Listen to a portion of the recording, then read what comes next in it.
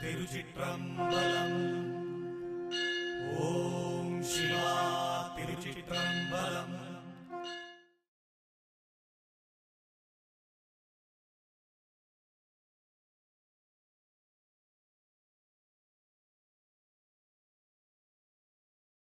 ತಿರುಚಿಟ್ರಂಬಲಂ ಗುರುದೇವ. ಈ ತೈಪೂಜೆ ಏನು ನಡೀತಿದೆ ಗುರುದೇವ, ಇವಾಗ ಇದಕ್ಕೆ ತುಂಬ ಜನನ ನಾವು ಸೇರಿಸೋ ಅಂಥದ್ದು ಮುಖ್ಯನಾ, ಅಥವಾ ಸತ್ಯವನ್ನು ಅರಿತು ಬರುವಂತಹ ಭಕ್ತರ ಬಗ್ಗೆ ನಾವು ಚಿಂತೆ ಮಾಡೋದು ಒಳ್ಳೆಯದು? ತಿರುಚಿಟ್ರಂಬಲಂ.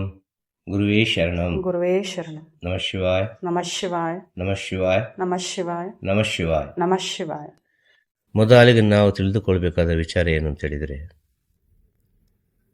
ಸತ್ಯ ಅಂದರೆ ಏನು ಅಂತೇಳಿ. ಈಗಿನ ಕಾಲ ಹೇಗೆ ಉಂಟು ಅಂತೇಳಿದರೆ ವೇಗವಾದ ಕಾಲ. ವೇಗವಾದ ಕಾಲ ಅಂತೇಳಿದರೆ ಈಗಿನ ಕಾಲದಲ್ಲಿ ಒಂದು ಸತ್ಯದ ಸ್ಥಿತಿಯಲ್ಲಿ ಇರುವ ಸ್ಥಳದಲ್ಲಿ ಜನಗಳು ತುಂಬುವುದು ಹೇಗೆ ಅಂತ ಹೇಳುವುದು. ನಿಜವಾಗಿ ಸಾಧುಗಳಿಗೆ, ಸಂತರಿಗೆ, ಯೋಗಿಗಳಿಗೆ ಭಕ್ತರುಗಳ ಅವಶ್ಯಕತೆ ಇಲ್ಲ. ಅವರ ಹತ್ರ ಭಕ್ತರುಗಳು ಇದ್ದರೂ ಕೂಡ ಒಂದು 4-5 ಜನ ಬೆರಳೆಣಿಕೆಯಷ್ಟು ಸತ್ಯವಂತ ಭಕ್ತರು ಮಾತ್ರ ಇರ್ತಾರೆ. ಎಷ್ಟೇ ಭಕ್ತರು ಸೇರಿದ್ರೂ ಈ ಪೂಜೆಯ ಫಲ ಸಿಕ್ಕುವುದು ಸತ್ಯವಂತರಿಗೆ ಮಾತ್ರ. ಒಂದು ವಿಷಯ, ಎಷ್ಟೇ ಭಕ್ತರುಗಳು ಬಂದರೂ ಸರಿ, ಈ ಪೂಜೆಯ ಫಲ ಸಿಗುವುದು ಸತ್ಯವಂತರಿಗೆ ಮಾತ್ರ.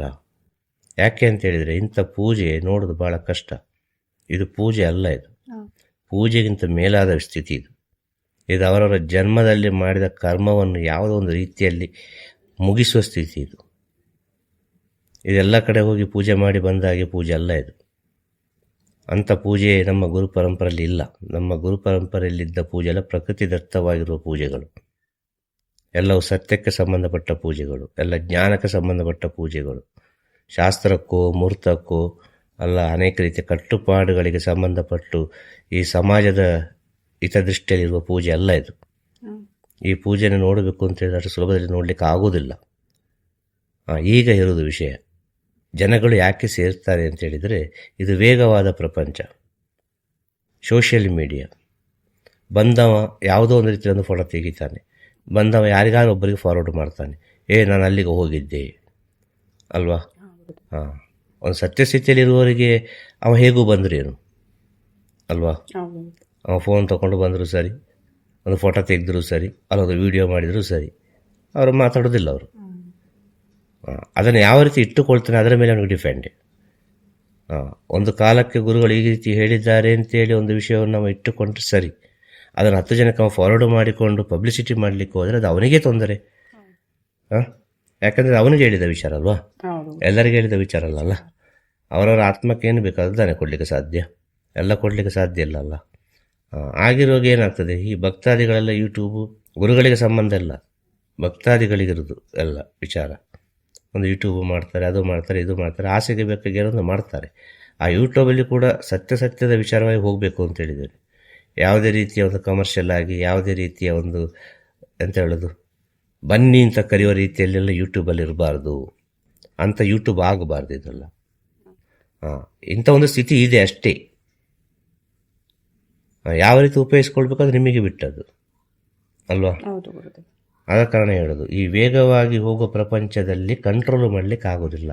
ಒಬ್ಬನಿಗೆ ಒಬ್ಬ ಯಾವುದೋ ಒಂದು ರೀತಿಯಲ್ಲಿ ಮುಟ್ಟಿಸ್ತಾನೆ ಅಲ್ವಾ. ಆಗ ಬರೋರನ್ನು ಬರೋದು ಬೇಡ ಅಂತ ಹೇಳಲಿಕ್ಕೆ ಆಗೋದಿಲ್ಲ. ಅದೊಂದು ವಿಷಯ. ಎಷ್ಟೇ ಭಕ್ತರು ಸೇರಿದ್ರು ಕೂಡ ಸತ್ಯವಂತರಿಗೆ ಮಾತ್ರ ಈ ಪೂಜೆ ಫಲ ಅಂತ ಹೇಳೋದು. ಎಲ್ಲರಿಗೂ ಈ ಪೂಜೆ ಫಲ ಸಿಗಲಿಕ್ಕೆ ಸಾಧ್ಯ ಅಲ್ಲ.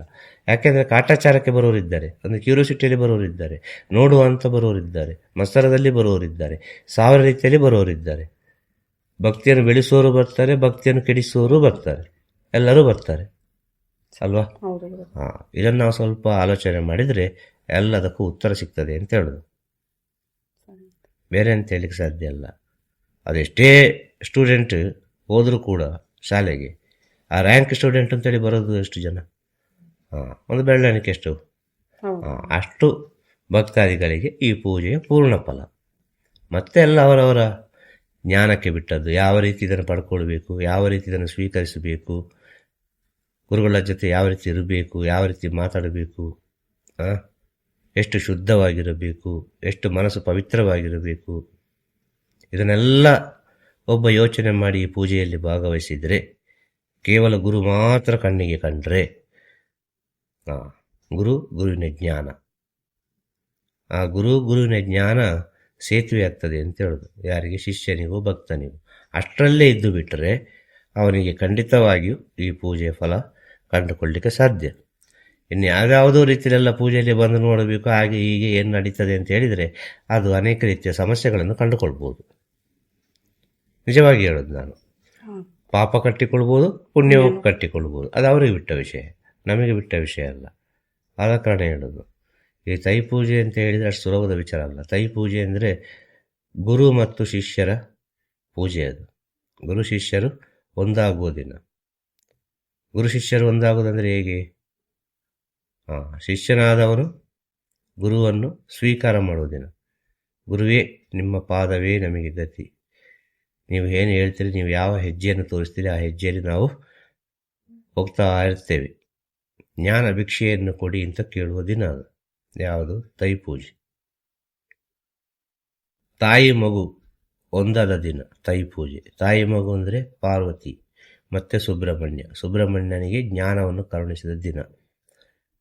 ಸುಬ್ರಹ್ಮಣ್ಯ ಪ್ರಪಂಚಕ್ಕೆ ಜ್ಞಾನವನ್ನು ಕರುಣಿಸಿದ ದಿನ ತೈಪೂಜೆ. ಈ ತೈಪೂಜೆಯಲ್ಲಿ ಸುಬ್ರಹ್ಮಣ್ಯನನ್ನು ಬಹಳಷ್ಟು ಪ್ರಪಂಚಕ್ಕೆ ಹೇಳಿದಂಥ ವಿಚಾರಗಳು ಬೇಕಾದಷ್ಟಿದೆ. ಸುಬ್ರಹ್ಮಣ್ಯನನ್ನು ಕುರಿತು, ಸುಬ್ರಹ್ಮಣ್ಯ ಜ್ಞಾನವನ್ನು ಕುರಿತು, ಸುಬ್ರಹ್ಮಣ್ಯನ ವಿಷಯವನ್ನು ಎಲ್ಲ ಹೇಳಿತು. ಆ ಸುಬ್ರಹ್ಮಣ್ಯ ಅಂತಲೇ ನಾವು ದೇವರು ಅಂತ ಹೇಳ್ತೇವೆ. ಅದು ದೇವರಲ್ಲ, ಅದು ಗುರು, ಆದಿಗುರು. ಆದಿಗುರುವನ್ನು ನಮಗೆ ತೋರಿಸಿದ ದೇವರ ರೂಪದಲ್ಲಿ ಸುಬ್ರಹ್ಮಣ್ಯ ಅಂತೇಳಿ.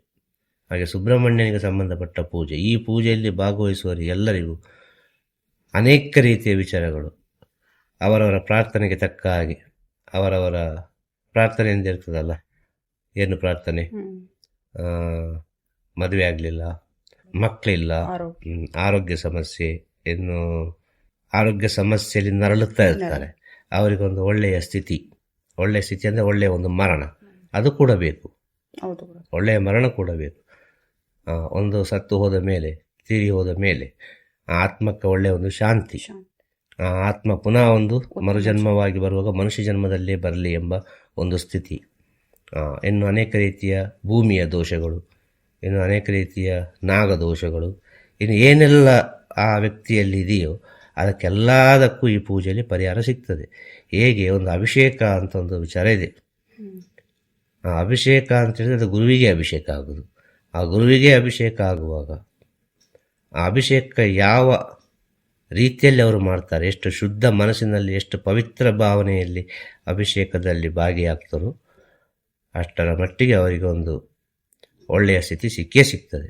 ಯಾಕೆ ಬೇಕಾಗಿ ಅಭಿಷೇಕದಲ್ಲಿ ಕೂತ್ಕೊಳ್ಳೋದಂದರೆ ಲೋಕ ಕಲ್ಯಾಣಕ್ಕೆ ಬೇಕಾಗಿ, ಜನಗಳ ಒಳಿತಿಗೆ ಬೇಕಾಗಿ, ಜನಗಳಲ್ಲಿರುವ ಅನೇಕ ರೀತಿಯ ಆ ವಿಷಯಗಳನ್ನೆಲ್ಲ ಅದು ಸ್ವೀಕಾರ ಮಾಡೋ ದಿನ. ಅದು ಒಂದು ಪವಿತ್ರ ಮಾಡುವ ದಿನ ಎಲ್ಲರನ್ನು. ಆ ಪವಿತ್ರ ಆಗಬೇಕು ಅಂತ ಹೇಳಿದರೆ ಆ ಪವಿತ್ರವನ್ನು, ಎಲ್ಲರ ಕರ್ಮವನ್ನು ಸ್ವೀಕರಿಸಿ ಅದು ಒಂದು ಕಡೆ ತಗೊಂಡು ಹೋಗುವ ಶಕ್ತಿ ಇರಬೇಕು. ಆ ಪ್ರತಿಯೊಬ್ಬನ ಕರ್ಮ ಕಳೆಯುವುದು ಎಲ್ಲಿ ಗೊತ್ತಾ? ನೀರಿನಲ್ಲಿ. ಪ್ರತಿಯೊಬ್ಬನ ಕರ್ಮವನ್ನು ತೊಳೆದುಕೊಳ್ಳುವ ಸ್ಥಳ ಯಾವುದು ಅಂತ ಹೇಳಿದರೆ ಗಂಗೆ. ಆದ ಕಾರಣ ಗುರುವಿಗೆ ಅಭಿಷೇಕ. ಆಗ ಅರ್ಥ ಮಾಡಿಕೊಳ್ಬೇಕು, ಆ ಗುರುವಾದವರು ನಾವು ಯಾವ ರೀತಿ ನೋಡಿಕೊಳ್ಬೇಕು, ಯಾವ ರೀತಿ ಅವರನ್ನು ಪೂಜಿಸಬೇಕು ಅಂತೇಳಿ. ಇದಿಷ್ಟು ಬೆಳೀಲಿಕ್ಕೆ ಕಾರಣ ಏನು ಅಂತ ಹೇಳಿದ್ರೆ ಈ ಸೋಷಿಯಲ್ ಮೀಡಿಯಾ, ಈಗಿನ ಟೆಕ್ನಾಲಜಿ, ಸಾವಿರಾರು ರೀತಿಯಲ್ಲಿ ಅದು ಯಾವುದೋ ಒಂದು ರೀತಿಯಲ್ಲಿ ಹೊರಗೆ ಹೋಗ್ತದೆ ಅಂತ ಹೇಳೋದು. 4 ಜನ ಭಕ್ತರು ಬರ್ತಾರೆ, ಅದು 40 ಜನಕ್ಕೆ ಹೋಗಿ ಸೇರೋದು ಸತ್ಯ. 40 ಜನ ಭಕ್ತರು ಬರ್ತಾರ, ಅದು 400 ಜನಕ್ಕೆ ಹೋಗಿ ಸೇರೋದು ಸತ್ಯ. 400 ಜನ ಭಕ್ತರು ಬರ್ತಾರ, ಅದು 4,000 ಜನಕ್ಕೆ ಹೋಗಿ ಸೇರೋದು ಸತ್ಯ. ಈಗಿನ ಕಾಲಕ್ಕೆ ಇದು ನಮಗೇನು ಮಾಡಲಿಕ್ಕೆ ಆಗುವುದಿಲ್ಲ. ಈ ಸತ್ಯವಾದ ವಿಷಯ. ಆಗ ಬರುವ ಭಕ್ತಾದಿಗಳಿಗೆ ಒಂದು ಮುನ್ನೆಚ್ಚರಿಕೆ ಅಷ್ಟೇ. ತೈಪೂಜೆಯಲ್ಲಿ ಭಾಗವಹಿಸಿ ಅಲ್ವಾ, ಅದು ಒಂದು ತಾಯಿಯ ಒಂದು ಅನುಗ್ರಹ. ಅರ್ಥ ಆಯ್ತಾ? ಬುದ್ಧಿ ಬೇಕು ಅಂತ ಹೇಳೋದು ಮನುಷ್ಯನಿಗೆ. ಪ್ರತಿಯೊಬ್ಬನಿಗೆ ಒಂದು ಒಳ್ಳೆಯ ಒಂದು ಬುದ್ಧಿ ಬೇಕು. ಆ ಬುದ್ಧಿ ಯಾಕೆ ಗೊತ್ತಾ? ಈ ಬುದ್ಧಿ ಎಂಬುದು ಹೇಗೆ ಸೃಷ್ಟಿಯಾಗುವುದು ಗೊತ್ತಾ? ನಮ್ಮ ವಿಧಿಯ ಮೇಲೆ ಬುದ್ಧಿ ಎಂಬುದು ಸೃಷ್ಟಿಯಾಗುವುದು. ವಿಧಿಯ ಮುಂದೆ ಬುದ್ಧಿಯೂ ಕೆಲಸ ಮಾಡುವುದಿಲ್ಲ. ವಿಧಿಯ ಮುಂದೆ ಬುದ್ಧಿಯೂ ಕೆಲಸ ಮಾಡುವುದಿಲ್ಲ. ಹಾಗೆ ಆ ವಿಧಿ ಒಳ್ಳೆದಿದ್ದರೆ ಬುದ್ಧಿ ಒಳ್ಳೆದಿರ್ತದೆ ಅಂತ ಹೇಳೋದು. ವಿಧಿ ಒಳ್ಳೆದಿದ್ದರೆ ಬುದ್ಧಿಯು ಒಳ್ಳೆದಿರುವುದಿಲ್ಲ. ಇದನ್ನು ಸ್ವಲ್ಪ ಸೂಕ್ಷ್ಮವಾಗಿ ಅರ್ಥ ಮಾಡಿಕೊಳ್ಬೇಕು ಮುಖ್ಯವಾಗಿ. ಆಗ ನಮ್ಮ ವಿಧಿಯನ್ನು ಒಳ್ಳೆಯ ದಾರಿಯಲ್ಲಿ ತಗೊಂಡು ಹೋಗುವ ಒಂದು ಬುದ್ಧಿ, ಒಂದು ಜ್ಞಾನ ಗುರುವಿನ ಸೇವೆಯಲ್ಲಿ ಸಿಗ್ತದೆ. ಈ ತೈಪೂಜೆ ದಿನ ಅದೆಷ್ಟೋ ಜ್ಞಾನ ಬೇಕು, ಅದೆಷ್ಟೋ ಗುರುವಿನ ಸೇವೆ ಮಾಡಬೇಕು. ನಮಗೊಂದು ಗುರುಗಳು ಬೇಕು ಅಂತ ಇದ್ದರೆ, ನಿಜವಾಗಿ ಅವನ ಅಂತರಾತ್ಮಲ್ಲಿ ಗುರು ಬೇಕು ಅಂತ ಇದ್ದರೆ, ಅಂಥವರೆಲ್ಲ ಇಲ್ಲಿಗೆ ಬಂದು ಮುಟ್ಟುತ್ತಾರೆ. ಅಂಥವರೆಲ್ಲ ಬಂದು ಮುಟ್ಟುವಾಗ ಅವರ ವಿಧಿ ತನ್ನಿಂತಾನಾಗಿ ಸರಿ ಆಗ್ತಾ ಹೋಗ್ತದೆ. ಕಷ್ಟದಲ್ಲಿರುವ ವಿಧಿ ಅದು ಸುಲಭದಲ್ಲಿ ದಾಟುವಾಗೆ ಮಾಡಿಕೊಡ್ತಾರೆ. ಸುಲಭದಲ್ಲಿ ಆ ಸುಲಭದಲ್ಲಿ ದಾಟಬೇಕು ಅಂತ ಹೇಳಿದರೆ ಅಷ್ಟು ಸುಲಭ ಇಲ್ಲ. ಆ ಸುಲಭವಾದ ದಾರಿ ಗೊತ್ತಿರಬೇಕು ಅಲ್ವಾ? ಆ ಸುಲಭವಾದ ದಾರಿ ಗೊತ್ತಿರಬೇಕು. ಆ ಸುಲಭವಾದ ದಾರಿಯನ್ನು ಹೇಳಿಕೊಡ್ತಾರೆ ಗುರುಗಳು. ಹೇಳೋದು ಅರ್ಥ ಆಯ್ತಾ? ಆದ ಕಾರಣ ಹೇಳೋದು, ಈ ಸುಲಭದ ದಾರಿಯಲ್ಲಿ ಹೋಗೋದಷ್ಟು ಸುಲಭ ಅಲ್ಲ. ಆ ಸುಲಭದ ದಾರಿ ಅಂದರೆ ಸತ್ಯದ ದಾರಿ. ಆ ಸತ್ಯದ ದಾರಿಯಲ್ಲಿ ಹೋಗಬೇಕಾದ್ರೆ ಸ್ವಲ್ಪ ಆದರೂ ಸತ್ಯ ನಿನ್ನೊಳಗಿರಬೇಕು, ಸ್ವಲ್ಪ ಆದರೂ ಕರುಣೆ ನಿನ್ನೊಳಗಿರಬೇಕು, ಸ್ವಲ್ಪ ಆದರೂ ದಯೆ ನಿನ್ನೊಳಗಿರಬೇಕು, ಸ್ವಲ್ಪ ಆದರೂ ವಿಚಾರಗಳು ನಿನ್ನೊಳಗೆ ಇರಬೇಕು. ಯಾವುದು? ಒಂದು ಪವಿತ್ರವಾದ ವಿಷಯ. ಆ ಪವಿತ್ರವಾದ ವಿಷಯ ಎಷ್ಟರ ಮಟ್ಟಿಗೆ ನಿನ್ನೊಳಗಿರ್ತದೋ ಅಷ್ಟರ ಮಟ್ಟಿಗೆ ಒಳ್ಳೆಯ ದಾರಿಯನ್ನೇ ಕರುಣಿಸ್ತಾರೆ. ಸೊ ನೀವು ಹೇಗೆ ಆಗಿ. ಆದ ಕಾರಣ ಎಲ್ಲ ಭಕ್ತಾದಿಗಳಿಗೆ ಹೇಳೋದು, ಗುರು ಸೇವೆ ಮಾಡಿದಷ್ಟು ಸುಲಭ ಅಲ್ಲ, ಗುರು ದರ್ಶನ ಮಾಡಿದಷ್ಟು ಸುಲಭ ಅಲ್ಲ, ಗುರುವಿನ ಪೂಜೆಯಲ್ಲಿ ಭಾಗವಹಿಸುವುದು ಅಷ್ಟು ಸುಲಭವಲ್ಲ. ಅದು ನಿಮ್ಮ ಪವಿತ್ರ ಮನಸ್ಸಿನ ಮೇಲೆ ಎಲ್ಲವೂ ಅಡಗಿದೆ ಅಂತ ಹೇಳೋದು. ನೀವೆಷ್ಟು ಪವಿತ್ರ ಭಾವನೆಯಿಂದ ಪೂಜೆಯಲ್ಲಿ ಭಾಗವಹಿಸ್ತೀರಿ ಅಷ್ಟರ ಮಟ್ಟಿಗೆ ನಿಮಗೆ ಒಳ್ಳೆಯದೇ ಆಗೋದು. ಎರಡು ಮಾತಿಲ್ಲ, ಖಂಡಿತವಾಗಿ ಎರಡು ಮಾತಿಲ್ಲ. ಆದರೆ ಪಬ್ಲಿಸಿಟಿ ಮಾಡಿ ಪೂಜೆ ಮಾಡಬಾರ್ದು ಅಂತ ಹೇಳೋದು ಕೊನೆಯದಾಗಿ. ಪಬ್ಲಿಸಿಟಿ ಆಗಬಾರ್ದು. ಇದೆಲ್ಲ ಪಬ್ಲಿಸಿಟಿ ಅಂದರೆ ಬನ್ನಿ ಬನ್ನಿ ಬನ್ನಿ ಅಂತೇಳಿ ಕರೆದು ಈ ಪೂಜೆ ಆಗಬಾರ್ದು. ಸತ್ಯ ತಿಳಿದವ, ಒಂದು ಗುರುವಿನ ಮಹತ್ವ ತಿಳಿದವ, ಒಂದು ಗುರು ಅಂದರೆ ಏನಂತ ತಿಳಿದವ, ಅವನಿಗೆ ಏನೂ ಹೇಳಬೇಕಾಗಿಲ್ಲ. ಅವ ಎಷ್ಟೇ ದೂರ ಇದ್ದರೂ ಇವತ್ತು ತೈಪೂಜೆ, ಇವತ್ತು ಗುರುಪೂಜೆ, ಇವತ್ತು ಶಿವರಾತ್ರಿ, ಇವತ್ತು ನವರಾತ್ರಿ, ಇವತ್ತೊಂದು ವಿಶೇಷವಾದ ದಿನ, ಇವತ್ತೊಂದು ಅಮಾವಾಸ್ಯೆ ಹುಣ್ಣಿಮೆ, ಕೊನೆಯದಾಗಿ ಅಮಾವಾಸ್ಯೆ ಹುಣ್ಣಿಮೆ ಫೈನಲ್. ಒಂದು ಅಮಾವಾಸ್ಯೆ ಹುಣ್ಣಿಮೆಯಿಂದ ಸ್ಟಾರ್ಟ್ ಆಗಿ ಅದು ಗುರುಪೂಜೆಯಲ್ಲಿವರೆಗೆ ಇಲ್ಲಿದ ಕಾರ್ಯಕ್ರಮಗಳು ಹೋಗ್ತದೆ ಅಲ್ವಾ? ಇದನ್ನು ನಾವು ಸ್ವಲ್ಪ ಅರ್ಥ ಮಾಡಿಕೊಳ್ಬೇಕು. ಆಮಂತ್ರಣ ಕೊಟ್ಟು ಹೇಳಿ ಬರುವುದಲ್ಲ, ಹೇಳಿ ಬರಲಿಕ್ಕೆ ಇಲ್ಲ. ಆದರೆ ಭಕ್ತಾದಿಗಳು ಸ್ವಲ್ಪ ದೂರ ದೂರ ಇದ್ದಾರೆ, ಯಾರೋ ಒಬ್ಬರು ಬರೋರು ಬರಲಿ ಅಂತೇಳಿ ಭಕ್ತಾದಿಗಳು ಏನೋ ಒಂದು ಹಾಕ್ತಾರೆ ಯೂಟ್ಯೂಬಲ್ಲಿ. ಅರ್ಥ ಆಯ್ತಾ? ಹೇಳ್ದರ್ಥ ಆಯ್ತಾ? ಎಲ್ಲರಿಗೂ ಒಳ್ಳೆಯದಾಗಲಿ, ಎಲ್ಲರಿಗೂ ಶುಭವಾಗಲಿ, ಎಲ್ಲರಿಗೂ ಜಯವಾಗಲಿ. ತಿರುಚಿಟ್ರಂಬಲಂ ತಿರುಚಿಟ್ರಂಬಲಂ. ಗುರುವೇ ಶರಣಂ. ಗುರುವೇ ಶರಣಂ. ನಮಃ ಶಿವಾಯ. ನಮಃ ಶಿವಾಯ. ನಮಃ ಶಿವಾಯ. ನಮಃ ಶಿವಾಯ. ನಮಃ ಶಿವಾಯ. ನಮಃ ಶಿವಾಯ.